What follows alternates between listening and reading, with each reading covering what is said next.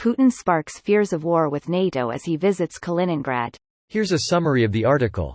Vladimir Putin has raised fears of war with NATO by threatening the EU nations bordering Kaliningrad on a surprise visit to the Russian exclave. Putin appeared to taunt the Baltic nations, flying close to Estonia and hugging the coasts of Latvia and Lithuania in his Flying Kremlin presidential plane, before landing in Kaliningrad. Fighter jets were deployed off the eastern coast of the Swedish island of Gotland as Putin approached the Baltic Sea. Talking to students at the Kant Baltic Federal University, Putin hit out at Kaliningrad's neighbors for tearing down Soviet war memorials. In January, Boris Pistorius, the German defense minister, said Putin could declare war on NATO in 5 to 8 years. Camille Grand, an analyst with the European Council on Foreign Relations think tank, said Putin was sending several messages, including reminding people in Kaliningrad that, "You're Russia." Kaliningrad is viewed as the most likely place for a war to break out between Russia and NATO. Before his presidential plane landed in Kaliningrad, which Putin last visited shortly after the invasion in 2022, a NATO reconnaissance plane from the Dutch Air Force circled over the Baltic Sea.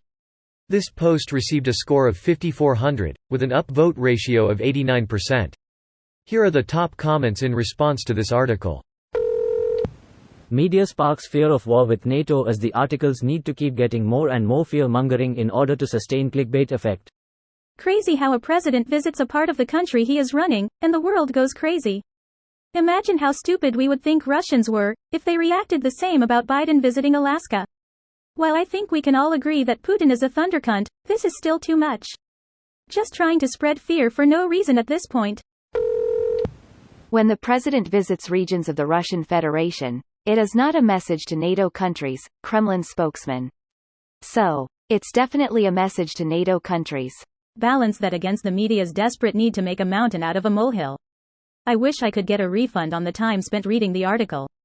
Are your babies going to die in a nuclear holocaust while trans organ pirates sell their corpses to Chinese neo-Nazis? Find out after these commercials. Pill ad, junk food ad, pill ad, junk food ad, beer commercial, dick pill ad, sad puppy ad, and we're back. The answer according to experts is probably no.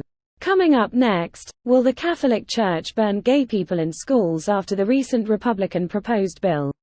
Find out at 11. Would you like to know more? LMAO, he threatens of war with NATO but his army couldn't even do shit against Balzac face Prigozhin when he started moving toward Moscow with his mutineer. What a fucking clown. 'Tis true, Europe has 3x Russia's army. Now add in the rest of NATO.